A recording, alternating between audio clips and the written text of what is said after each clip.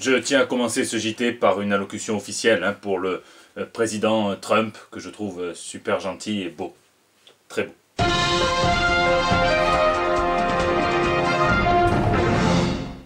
Ben ouais, non les amis, il vaut mieux faire ça, parce que quand on voit que Donald Trump a été, comme nous tous, bouleversé par les images de l'attaque aux armes chimiques en Syrie, il y a des 27 enfants qui sont morts, lui, quand il est bouleversé, il balance 59 missiles Tomahawk en guise de représailles.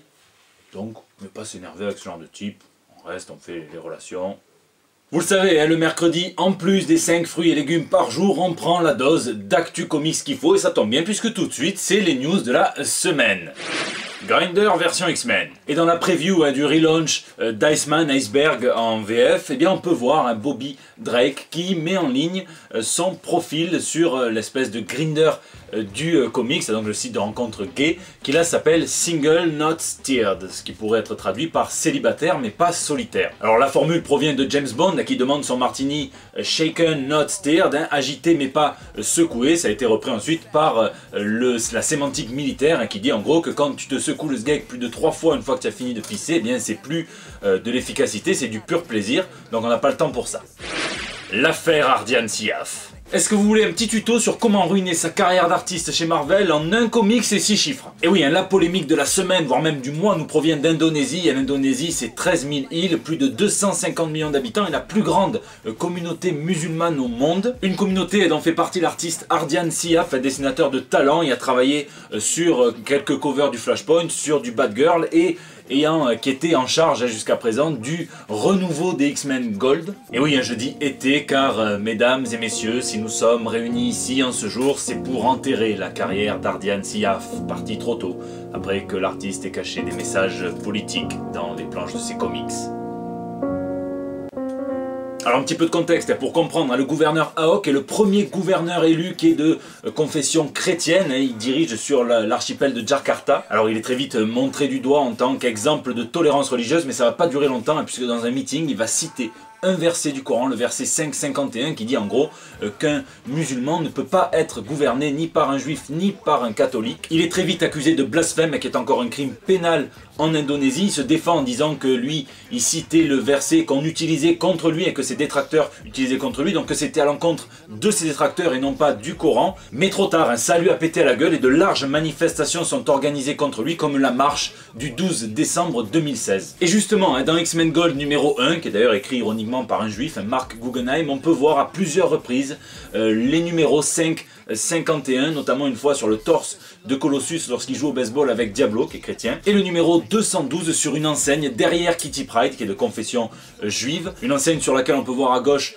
Jewelry, qui commence comme Jew, juif en anglais, et à droite Pierre, qui est un nom d'un saint chrétien. Il faut savoir que Syaf avait déjà mis une photo sur un panneau publicitaire de l'ancien président de Jakarta. Alors Marvel a réagi très rapidement pour dire que toutes les futures publications seraient nettoyées de tous ces symboles et que des mesures disciplinaires seraient prises à l'encontre de Syaf.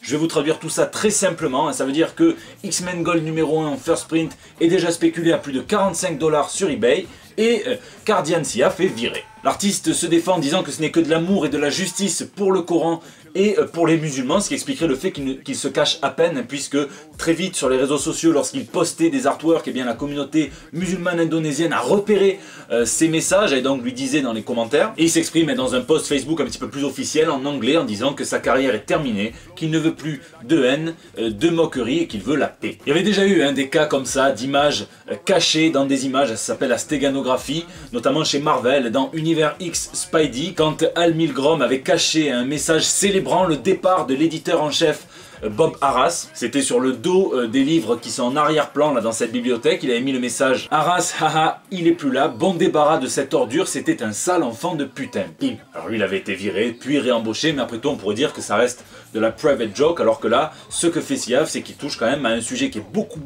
plus tendu, puisque c'est le sujet de la religion. Donc je vous laisse me dire dans les commentaires ce que vous pensez de cette affaire qui a défrayé la chronique cette semaine, et si vous pensez que Syaf retrouvera un travail autre part que dans l'auto-édition. Deadpool remet ça. Alors je vous en parlais la semaine dernière, mais le graphic novel Deadpool Kills the Marvel Universe est une des meilleures ventes de l'éditeur depuis 5 ans, donc il est logique qu'il remette ça et il troll gentiment tous ceux qui pourraient penser, qui pourraient exprimer une certaine lassitude à l'égard du personnage de Deadpool dans le communiqué de presse qui est livré avec la couverture du numéro 1 et qui s'intitule Deadpool massacre l'univers Marvel à nouveau. Vous vous souvenez de la fois où Deadpool est devenu un peu trop fou et a massacré l'univers Marvel tout entier? Eh bien c'est pas pareil, voici une toute autre fois où Deadpool est devenu un peu trop fou et a massacré l'univers Marvel tout entier. Voilà, c'est clair. Ça sort au mois de juillet, hein. Ce qui est cool c'est que c'est la même équipe qui s'occupait du premier opus, Cullen Bunn et Dalibor Talajic. On verra bien s'ils vont encore plus loin dans le méta, on verra. Star Wars. Et le 18 avril prochain, Marvel sort un slipcase exclusif, un coffret réunissant 11 comics Star Wars avec une couverture rigide. Plus de 2200 pages de comics dans ce coffret collector qui sera quand même mis à prix à 350 $ sur Amazon, même si là il est en précommande apparemment à 210 $. Et David Gabriel, Mister Diversité et Mister Vente de chez Marvel, nous dit qu'il s'agira du plus beau packaging qu'ils aient jamais fait et que ça risque de partir très vite. En même temps, oui, avec les tirages ultra limités, c'est comme ça que ça se passe.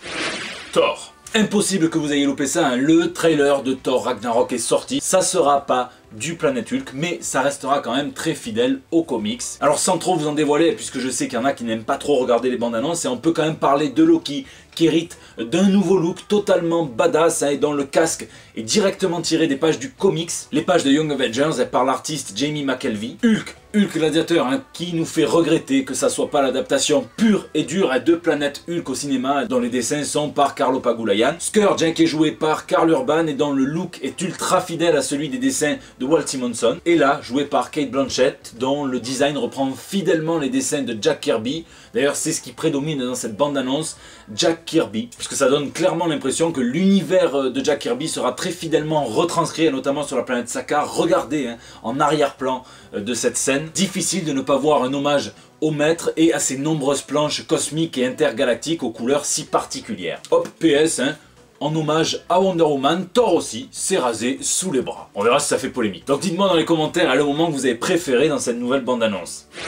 Chourave ou pas chourave? Bendis s'est exprimé pour la première fois, hein, sur ce débat, hein, qui dit que Gank est très similaire, hein, au personnage qu'il a créé de Ned. Il a dit que c'était très bizarre. Et oui, habituellement, hein, ces personnages n'ont aucun problème pour atterrir clairement sur le grand écran. Jessica Jones, Daisy Johnson, Quake, Maria Hill. Et là, on sait pas trop, hein, donc il dit qu'il va attendre de voir le film, hein, pour pouvoir savoir si c'est vraiment inspiré de son personnage de Gank qu'il a créé dans les pages de Ultimate Spider-Man numéro 2 avec Sarah Pikeli. Cet ami, hein, américain coréen de Miles Morales, hein, et beaucoup de fans sont frustrés de voir que on tape dans la mythologie de Miles Morales pour la transposer sur Peter Parker, notamment ceux qui auraient préféré voir un Spider-Man Homecoming entièrement consacré à Miles Morales. Faut rappeler qu'il existe un Ned, Ned Leeds dans l'univers 616, mais que ses relations avec Peter sont loin d'être amicales et c'est plus un rival qu'autre chose.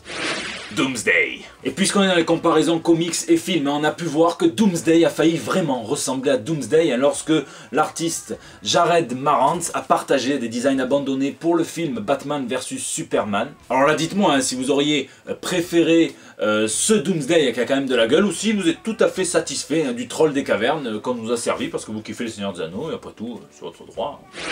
Les histoires de McFarlane. Si vous êtes un amateur de Todd McFarlane, je vous conseille vivement de suivre ses petits lives Facebook où vous pouvez apprendre non seulement à dessiner, mais en plus quelques très bonnes anecdotes sur le monde du comics, notamment celle-ci, hein, qui porte sur les corner boxes, dont je vous ai déjà parlé dans un JT précédent. Les corner box, ce sont ces petites cases en haut à gauche des comics qui faisaient apparaître donc les personnages principaux, hein, c'est marketing. Et bien dans les années 90, et quand McFarlane arrive sur la série, ça faisait très longtemps que Spider-Man était montré en train de courir dans ses corner box, et lui veut apposer sa marque, donc il le fait avec son moyen de locomotion le plus distinctif, il le fait à l'envers avec sa toile d'araignée. Ils vont garder ce design pendant environ 2 ans, et lui il a cru après, hein, pendant plus de 20 ans, que l'original avait été perdu par Marvel, jusqu'à ce qu'en 2011 il reçoive, hein, de la part d'un ancien éditeur de chez Marvel, son original enfin qu'il a pu récupérer 20 ans après. Donc moi quand j'entends ça, je demande juste à ce qu'on me laisse 10 minutes dans les archives de chez Marvel et je peux garder tout ce que j'arrive à trouver, parce que ça a l'air d'être un beau bordel, et s'ils arrivent à perdre un original de McFarlane, j'imagine que vous aussi. Illustres artistes. Et 2 personnalités du dessin s'illustrent cette semaine. Dites-moi, qu'est-ce qui se passe quand une Comic-Con de taille plutôt moyenne cherche à s'imposer dans la cour des grands? Eh bien non seulement ils font de Neil Adams leur invité principal, leur invité d'honneur, et en plus, hein, ils s'arrangent pour que DC et IDW sortent une variante cover exclusive pour un mashup, hein, des Tortues Ninja et de Batman par Neil Adams. Donc bravo à la Salt City Comic Con. Klaus Jansson qui dessine un nouveau comics, c'est scénarisé par Pablo Raimondi, ça s'appelle Sacred Creatures. Et du coup, le grand collaborateur et ami de Frank Miller a demandé donc à son poteau de faire une couverture variante, ce qu'il a fait avec plaisir, la voici. Donc je vous laisse me dire ce que vous en pensez, soyez pas trop méchants, je sais que dès qu'il y a Frank Miller en ce moment, du graphe. Un immense big up à l'artiste qui a réalisé ce graffiti dans la banlieue est de Londres. Cassidy sur la couverture du numéro 3 de Preacher par l'excellent Glenn Fabry. Vous noterez le niveau de réalisme du truc, le mec il est allé jusqu'à imiter à la perfection la signature de Glenn Fabry. Et c'est marrant d'imaginer qu'il y a des types qui doivent croire que ce graphe est là depuis environ 20 ans et qui doivent même appeler la police en disant et en plus il est con, il a signé, c'est Glenn Fabry qui a fait ça.